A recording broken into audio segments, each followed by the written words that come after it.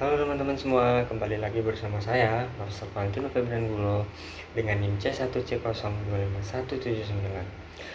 Saya dari mahasiswa akuntansi Universitas Jambi, teman-teman. Baiklah teman-teman, uh, pada video kali ini saya akan membahas materi dari mata kuliah pengantar ekonomi mikro, yaitu mengenai teori perilaku konsumen, teman-teman.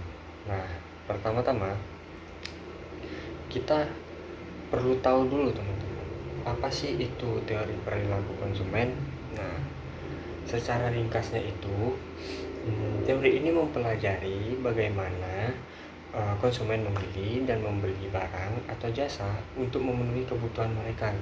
Nah, tujuannya adalah memahami cara konsumen memaksimalkan kepuasan dengan anggaran yang terbatas. Nah, ada 3 asumsi utama dalam teori ini, teman-teman. Yang pertama, konsumsi bertindak rasional, artinya selalu berusaha memaksimalkan kepuasan sesuai anggarannya.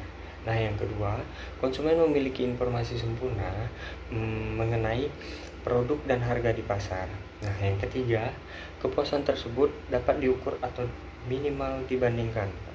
Oke teman-teman, selanjutnya kita akan masuk mengenai teori nilai guna atau utility, teman-teman. Nah, konsep dasar perilaku konsumen adalah teori nilai guna, teman-teman, atau utility. Dalam ekonomi, utility adalah tingkat kepuasan yang diperoleh seseorang setelah mengonsumsi suatu barang, teman-teman. Nah, semakin tinggi kegunaan barang tersebut, semakin besar pula kepuasan yang didapat, teman-teman. Nah, untuk menganalisis nilai guna ini terdapat 2 pendekatan utama, teman-teman, yaitu nilai utility kardinal dan teori utility ordinal, teman-teman. Oke teman-teman, kita langsung saja bahas yang pertama, yaitu pendekatan kardinal. Nah, pendekatan ini mengasumsikan bahwa kepuasan konsumen bisa diukur secara kuantitatif dengan satuan angka atau util, teman-teman. Nah, di dalam pendekatan ini berlaku hukum ekonomi yang sangat terkenal ya teman-teman, yaitu the law of diminishing marginal utility, teman-teman, atau hukum penurunan nilai guna marginal. Itu teman-teman. Hukum ini menyatakan bahwa jika kita mengonsumsi suatu barang secara terus-menerus, maka tambahan kepuasan yang kita rasakan pada unit berikutnya justru akan semakin menurun, teman-teman. Nah, contoh sederhananya, saat kita sangat haus, gelas air pertama akan terasa sangat nikmat, teman-teman. Nah, gelas kedua kepuasannya sudah mulai berkurang, dan pada gelas ketiga kepuasannya bisa jadi hilang karena kita sudah kekenyangan atau sudah tidak merasa haus lagi, teman-teman. Nah, jadi kata kunci kardinal adalah kepuasan yang bisa dihitung, teman-teman ya.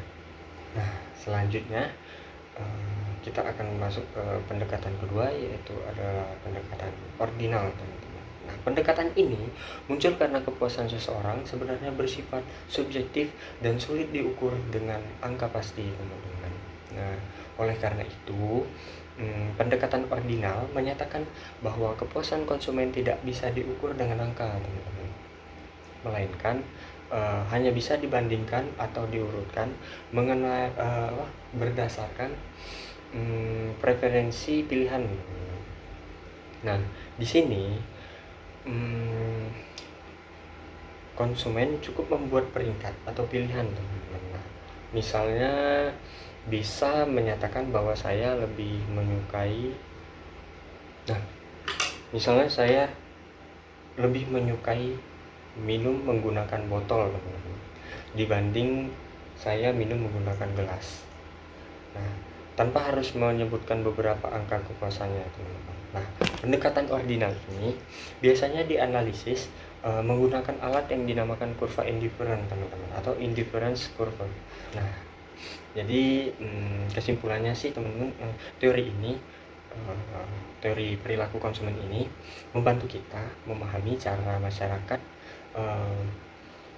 mengambil keputusan konsumsi, teman-teman, baik lewat pendekatan lewat pendekatan kardinal yang menggunakan angka, teman-teman, maupun pendekatan ordinal yang menggunakan skala prioritas pilihan teman-teman, seperti saya tadi yang sudah saya jelaskan tadi. Nah, mungkin ini saja penjelasan dari saya teman-teman mengenai teori perilaku konsumen ini. Saya mohon maaf atas segala kekurangan. Jika ada salah kata ataupun kekurangan kata, saya mohon maaf sebesar-besarnya teman-teman. Mungkin sekian saja video dari saya. Terima kasih atas perhatiannya teman-teman. See you again teman-teman.